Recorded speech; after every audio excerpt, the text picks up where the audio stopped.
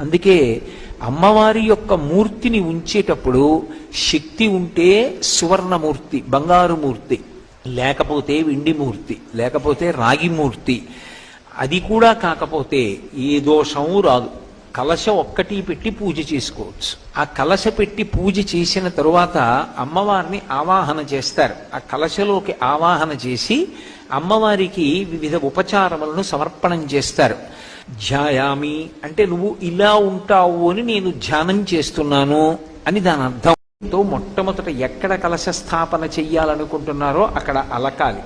అలా అలికితే తప్ప ఆ ప్రాంతమునందు ఎక్కడ కలశ స్థాపన చెయ్యాలని సంకల్పం చేశారో అక్కడ అసలు ఆ కలశలోకి దేవతాశక్తి ఆవాహన అయ్యేటటువంటి అవకాశం ఉండదు. అందుకని గోమయంతో భూశుద్ధి చేసి దాని మీద నూతన వస్త్రాన్ని పరుస్తారు.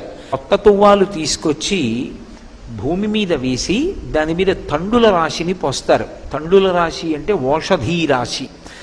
దానికి ఒక శక్తి ఉంటుంది. అది భగవంతుని యొక్క కిరణ స్పర్శ చేత, అంటే చంద్రకిరణ స్పర్శ చేత, సూర్యకిరణ స్పర్శ చేత అది ఓషధీతత్వాన్ని నింపుకుంటుంది. అటువంటి తండుల రాశిని అంటే బియ్యాన్ని పోసి దాని మీద కలశాన్ని స్థాపన చేస్తారు.